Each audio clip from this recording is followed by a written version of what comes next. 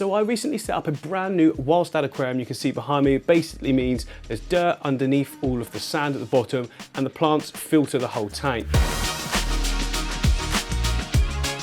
It's doing really well, but apparently I did a few things that I could have improved upon, which is what I want to do in a new tank and turbocharge it. Here is where we begin. It's not looking great at the moment, I'll admit that. I'm going to get this all cleaned up. So we've got a brand new fresh canvas ready to start from.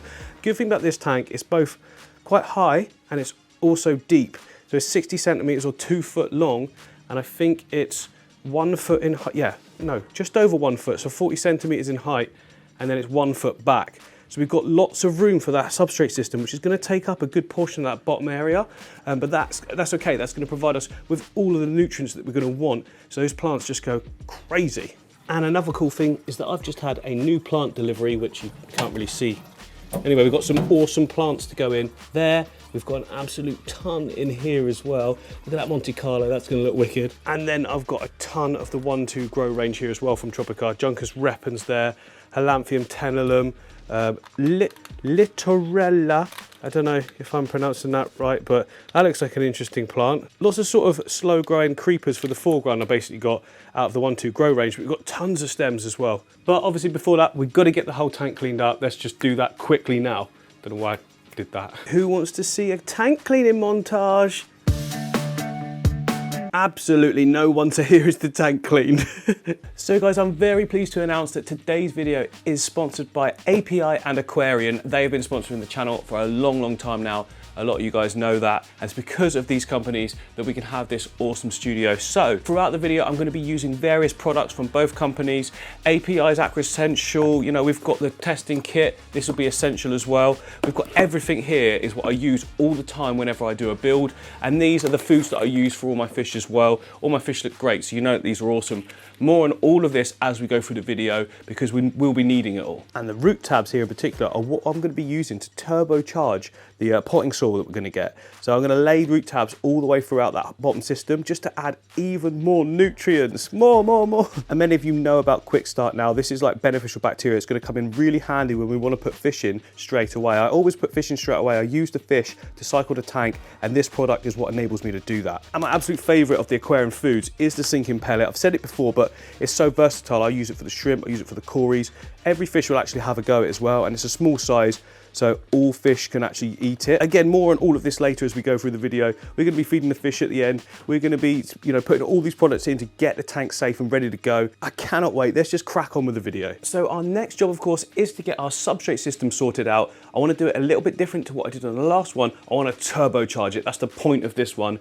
Pushing the boundaries, experimenting, and that's what I want to do, see if it makes a difference. So the first Walstad, which is this one, was done with just its top soil rather than potting soil. So it's something you use in your garden to bulk up an area, but isn't full of like loads of nutrients for the plants. So it's kind of on the minimal side of fertilization. I mean, the plants are growing, I can see that, but more the stem plants more than anything. They will grow anyway, even without a substrate, but they'll grow even better, faster and thicker with a nutrient dense one. I'm happy with this, don't get me wrong, but the whole point is to push the boundaries, isn't it? To see what we can do, and that's what we're going to try and do in the new tank. So yeah, this is the stuff here from the old tank, topsoil. So if I pick it up like this, I can see there's not a huge amount of nutrients in it, and that was just a test. But this, now I've got to go to the shop and get some potting soil.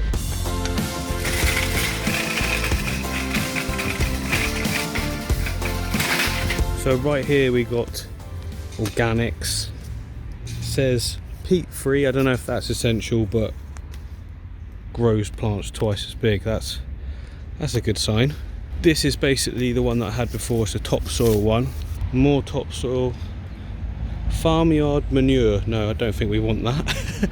Seeing as we're on a budget, this is actually the cheapest stuff. Peat free organic compost. Might as well give it a go. £3 something, which is like $4, so yeah, I'm gonna go with that one. We also need some gravel, but this stuff's too coarse. I haven't got it at the moment. I just want some plain sort of like pea gravel. All of this stuff is way too, that's pretty good. Really dirty though. Can I be bothered to clean it? Yeah, I will, but I don't want to. This is the stuff. Perfect. That's just the right coarseness. It's not too dirty either. Done. So we've got the compost. Now, first thing I need to do is sieve this, because there's going to be a load of other bits and bobs in with it, I'm assuming. Just turn it up. Give it a bit of a cut. I don't want to open it right up because I'll just spill it everywhere otherwise. Okay, how's it looking? It's looking pretty good. I don't know if the camera can actually make it out or not. I think it's a bit too dark. Yeah, looking pretty good. There is some little bits in there, but not too much.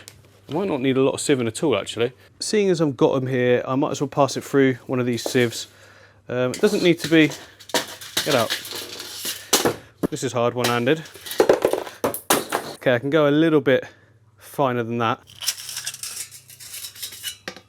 Go with that one. Yeah, I think that's about right. Doesn't matter if there's anything smaller than that going in there, does it?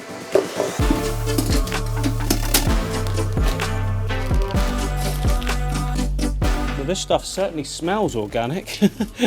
Actually, there is a lot more in here than it first seems, so it's a good job I decided to sieve it. Lots of little clumps of wood and things. Well, not lots, but more than you'd like going into the tank anyway. Okay, there we go, look. I think I've got enough out of that lot in there. You can't really see the depth there, but I've got a good amount in there. Probably more than I will need, but these are so good, these sieves. I'll leave a link in the description for you guys interested, because there's a lot of like wood and stuff we've taken out there.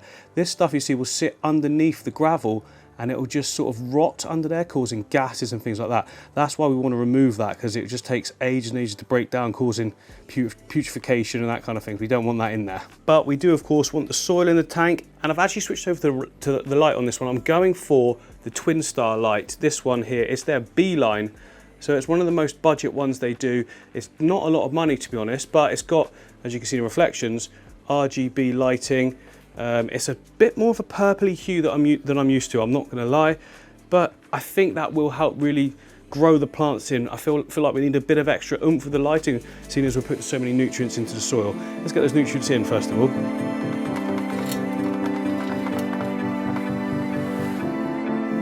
Some people might be inclined to think that that's not enough soil. There's a good inch there.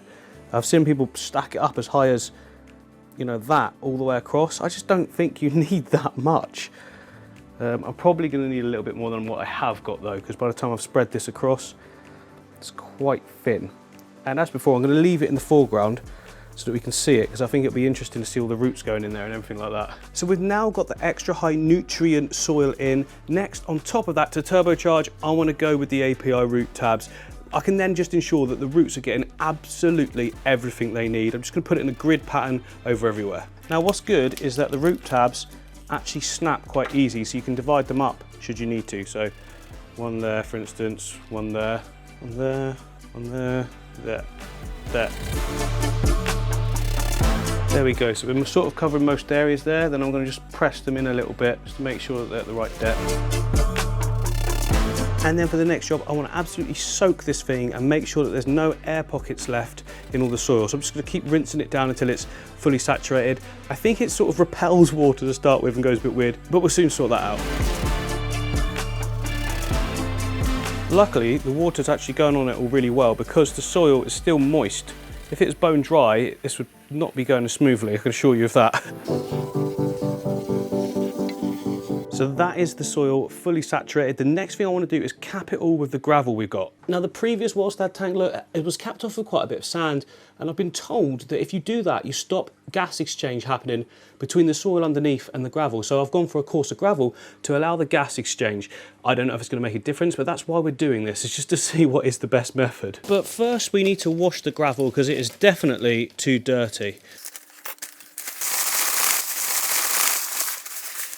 Now you want to wash it in small amounts at a time. Fill it up with a hose and just swirl it.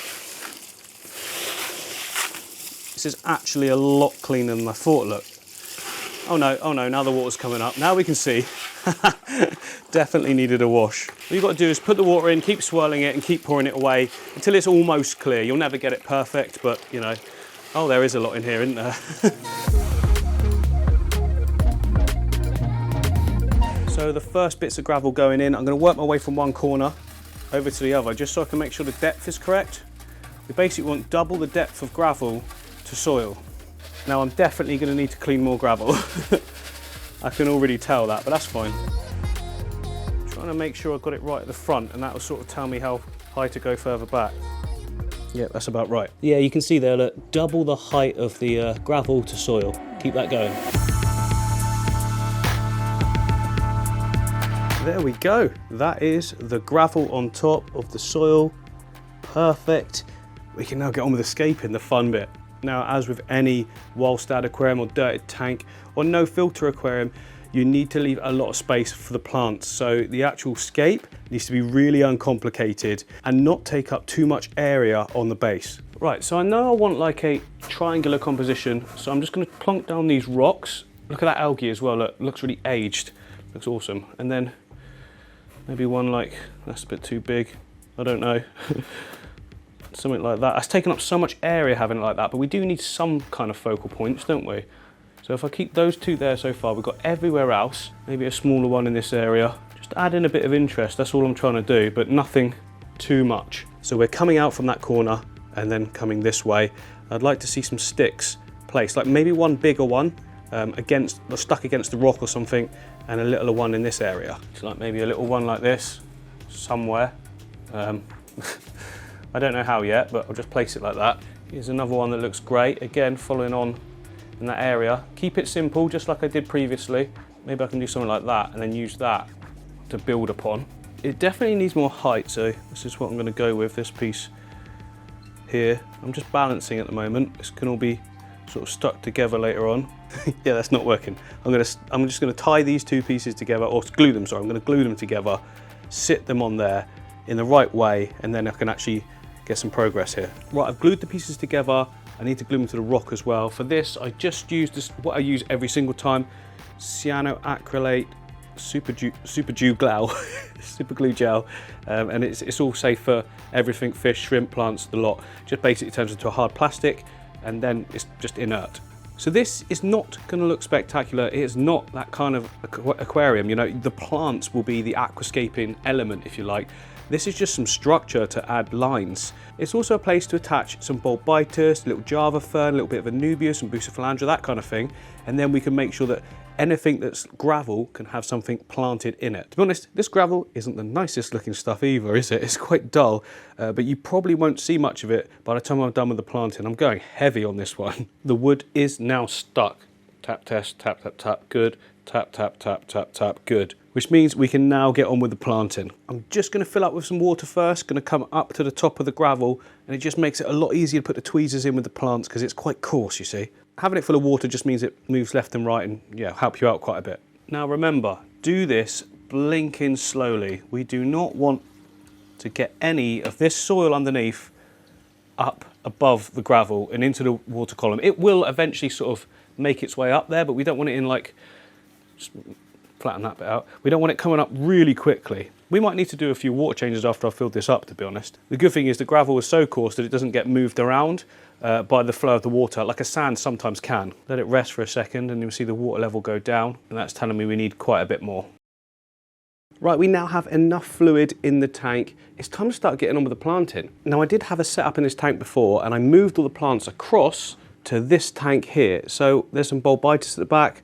We've got a few nice pieces of Anubias there, so we'll use a couple of those. The bulbitis has got some sort of browning on some of the leaves. That's all right, that'll sort itself out as time goes by, but most of it looks pretty good, didn't it? Let's get those in first. And I'm thinking a really good spot for the bulbitis is going to be right in there. I can just poke it in that little gap. There we go, I think that looks pretty cool. Oh, broke a leaf. No! And then I'm just going to use some glue on this section around here to attach some Anubias, and that should cover up all of these sort of glue points. And I don't know about you, but I love the sort of roots that you can see there coming all off the Anubias. So I'll keep those on, they just look really authentic. And then you can't go wrong with a nice big piece of Java fern, just separating the two. Always, these three look great together, Anubias, Java fern and bulbitis. It's the main sort of centerpiece now for the whole tank. Look at that, looks great.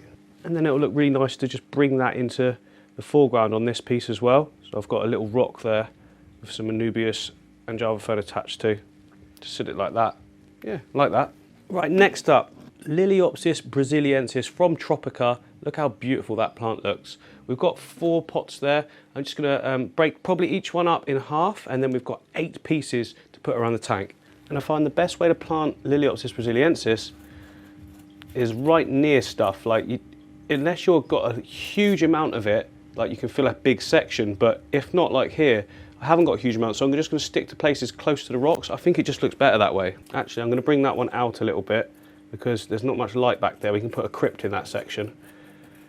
I'm not going too deep either with the plant, and I'm making sure that the plant sticks to the, well, it goes into the gravel, and then the roots will work their way down to the soil. I'm not pushing it straight into the soil. Looking pretty good, right? Let's keep the flow going though. Next up, another foreground plant. I'm gonna go for Glossostigma and some Monte Carlo. Now, Glossostigma that you're seeing here is technically an advanced category plant, so I don't know if this is gonna work, but that's, you know, the point of the tank, isn't it? Experimenting. Hopefully it does. And then another little piece there. Got to put it quite far into the gravel because it's a small plant, and if I don't, it's just going to come back up again.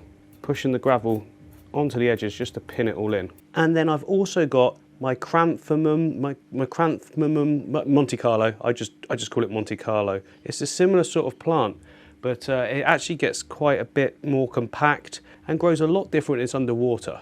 And again, a foreground plant, of course, but actually you can put it attached to like leaves and things, and it will still grow in the water column. Sorry, not attached to leaves, attached to sticks, like, and it will, yeah, grow.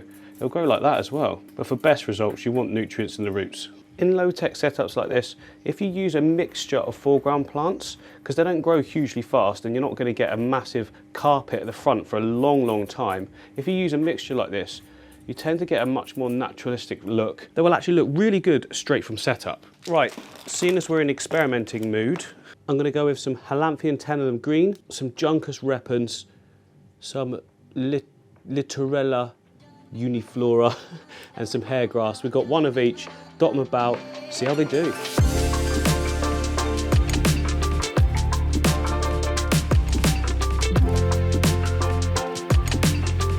Oh, that's looking great, isn't it? The foreground, so many textures. That is done. It's now time to start adding in some crypts and that kind of thing. But that middle section, we want to fill that out there, and eventually big stems all at the back and everywhere else as well, to be honest, because it is a Walstad no filter tank. You need a lot of plants to be filtering the water, creating oxygen, you know, making a really good environment for the fish then as well. First of all though, mid-ground.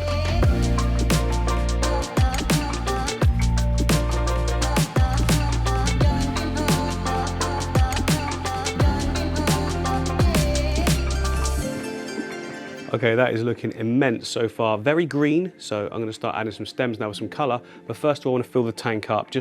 When I put stems in, I like to have lots of water, so I can just see how they're sitting. I just find it's easier to plant and see how they're going to sit straight away. If you need to push them a little bit deeper, you can, and whatever. Now, this will probably cloud the water up a little bit as we do it, but that's fine. We can do a water change straight afterwards.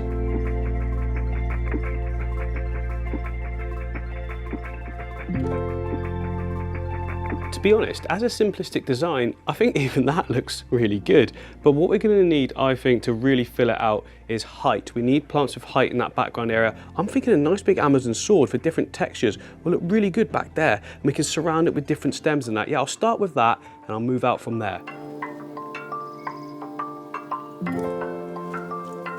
Oh, how cool is that? Instantly it transforms the scape. That leaf there is a little bit dodged though, so I'm going to trim that one off, but the rest are looking really good. This has been sat on one of my other tanks, you see. Wasn't really doing much, couldn't really see it, so I thought I'd use it for this one.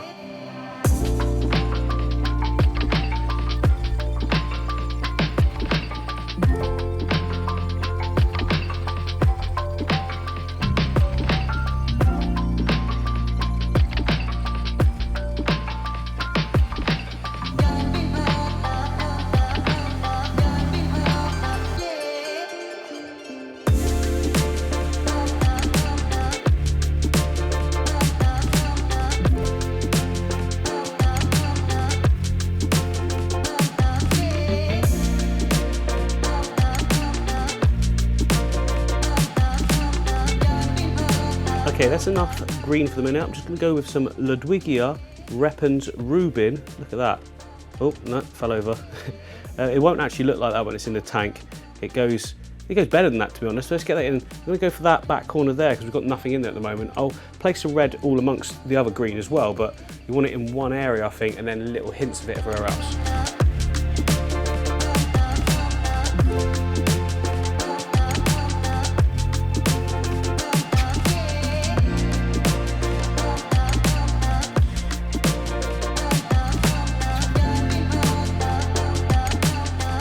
Oh, we've got some nice punchy reds coming through now, don't we? Look. Oh, look at that. Beauty. It's not the best condition, but it will get better. Well, we've got quite a lot of plants in there now. A good few stem plants, awesome foreground plants, focal plants. Oh, they look so good. Look at that Ludwigia in the back there.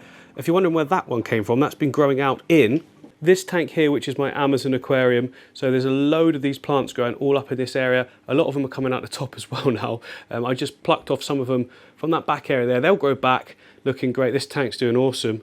I'll have an update on it soon, but yeah, it's not about this one today. It's about this one, which you can now see is very misty. I'm going to give it a day, and then I might need to do a water change, but most of that dust that's in there, I think will just settle down and be absolutely fine. Right, it's now the next day. The tank has not cleared, but I have done water testing on it, and we've got good news. So using the API Freshwater Master Test Kit, I thoroughly recommend you guys get one of these, by the way. Just follow the links in the description.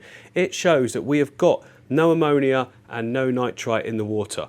Now, it might look like that's kind of green. That's actually probably ammonium levels in my water from tap. So this is from tap and that is from the tank. There's no difference in them, which tells me there's no ammonia being leached by the soil. Yay! At least not at this stage anyway. Daily monitoring of the tank needs to be taking place because obviously we're not putting a filter in. That area there and all those plants there, they are our filters. So need to keep on it, and that's why we need one of these. But we now need to do a water change and fill it back up again with Aqua Essential. Many of you know about this now. This stuff is brilliant. Basically what it does is detoxifies ammonia, nitrite and nitrate. It removes heavy metals, chlorine and chloramine from the water, and it's also good for freshwater and saltwater aquariums. I don't know why I'm tilting the camera as I'm saying that. It's a bit weird, isn't it? So let's just get on with that, fill it back up again, and we can start putting fish in.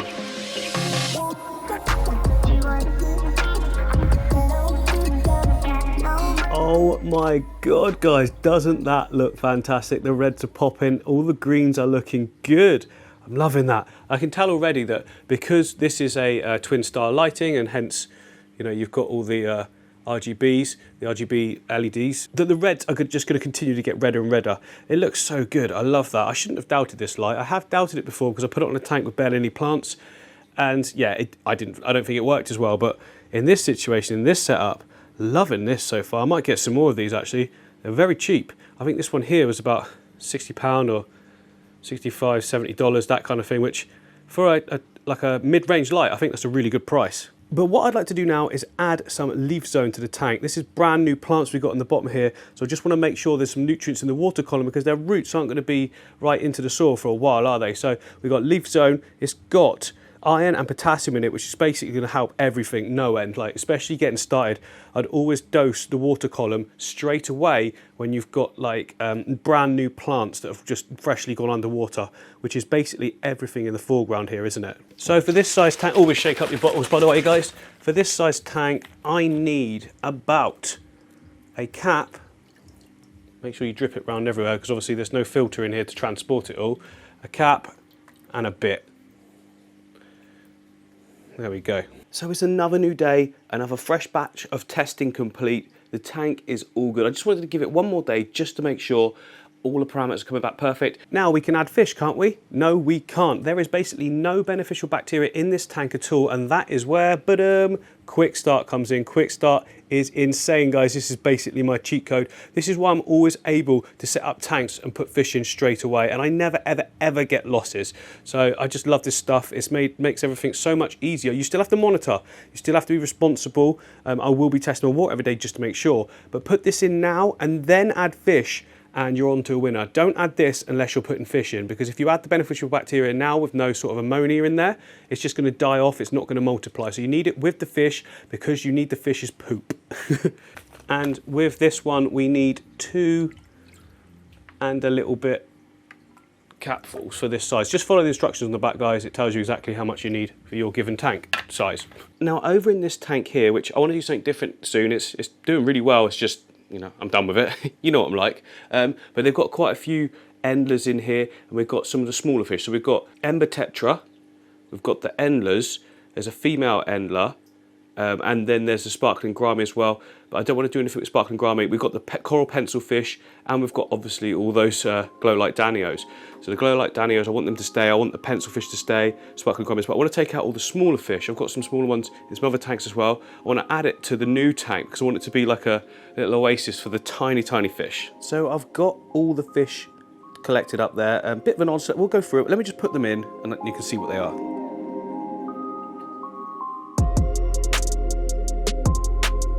So the stocking for the tank is really, really simple. I didn't go for any crazy species. I just went with some of my favorites. So we've got a group of endlers in here. We've got female endlers and male endlers, which means no doubt we will have some babies, which is awesome. Everyone loves endler babies. We've also got 4 Ember Tetra, which are really striking in the scape. They look so good. I'm definitely gonna get more of them. And finally, there are also 3 Chili Respora, again, looking so, so good under this lighting. The stocking level's perfect at the moment, but as time goes by, I will wanna increase it. This is perfect for the start of the tank. Remember, we don't want to put in tons of fish and have problems with ammonia, nitrite, nitrate spike, everything spiking up when the tank isn't ready. We use the small fish and a small amount of them to cycle the tank. So it's now time to feed the fish, and for that I'm going to be using the AQUARIAN flake food. This is the stuff that I use for all of my fish. It's so good. It is basically a flake. You can see there, look. It comes in a bigger size, but all you've got to do for smaller fish is that, and that's what I do. And it works out perfectly really, because then you've got big flakes for bigger fish and little tiny small flakes for the small fish. Now, for instance, the Chili Respora there, look, he's not going to be able to eat a big bit of flake, is he? So we've got loads of tiny bits all over for them. Perfect. There we go, look, completely varied for them. And then every fish is going to get a bit. As they pull it into the water as well, it'll break up even more. There's not a huge amount of fish there, so we've just got a tiny little sprinkler. We don't need any more than that. To be honest, that's probably more than you need for that amount of fish. But I haven't fed them for a few days, because when I first set up a tank, I like to give it a few days before I put food in. They're already generating waste in a brand new aquarium. That's enough to get the cycle going. Adding fish will just be double the amount of waste. So, you know, just to start with, don't feed them. A couple of days, leave them alone, and then you can start feeding. That's what I've always done, and I always get good results with that. So there's a few things you might have noticed that we don't have, and that's a heater. Well, I heat the room, so the water is the temperature of the room, which is set to tropical temperatures, which is really nice in the winter. Lovely and warm to come into. The second thing is that there are no floating plants. There will be at some point, don't get me wrong. To start with, on a new tank, I like to leave them off, get the plants in that light, get them standing upright and growing nicely as quickly as possible. There is a risk at this point of some algae developing, but if we're on top of our water changes in the initial phases, we should be okay. So the light is at 100% brightness. That's because it's a budget light. You can't actually adjust it, but you don't really need to. It's almost perfect, I would say. Lighting length, well, I go for 12 hours on almost all of my tanks. Because I go for this low tech approach, I like to go for a low to medium amount of light for a longer duration. So yeah, I find 12 hours perfect. You can adjust it either way though. If you start with 12, you can drop back if you get an algae. If you start with 6, well, you can't really go anywhere from there, can you? I've just always found 12 hours to be a good amount. So what about fertilization and frequency? Well, every time I do a water change, I'll be putting a cap full of the leaf zone in. This is going to make sure that any of the water column feeders, like your stem plants tend to take quite a bit, they're all going to be covered for their nutrients. The majority of the nutrients though is going to be in that substrate system. The soil combined with the root tabs means that there's everything the roots would need. And our heavy root feeders we've got in here, like the Amazon sword, some of the larger Ludwigia, they're going to have so many available nutrients. They should just grow amazingly well, especially with this medium powered lighting from Twin Star. Oh, it's going to look so good. Other things for you guys to take note of. So some of the foreground plants, initially we might get a little bit of dieback on some of them. It's always the way when you sort of split plants. Some leaves will die off because you've probably broken them away from a root system. You can't actually see you've done that, so don't worry. And just the plants adjusting to the new environment. They've been grown in little pots and now they're underwater in gravel with soil underneath them. Within about 3 weeks to a month, you'll see them start sending out runners and they'll start to spread. Now, given that we are low tech and no filter, Walstad method, it's going to be a while before we've got full carpet, but if you're patient, it does happen. I've done it lots of times before. Anyway, I hope you guys have enjoyed this one. If you have, hit the like and subscribe button. I will see you in the future for the updates.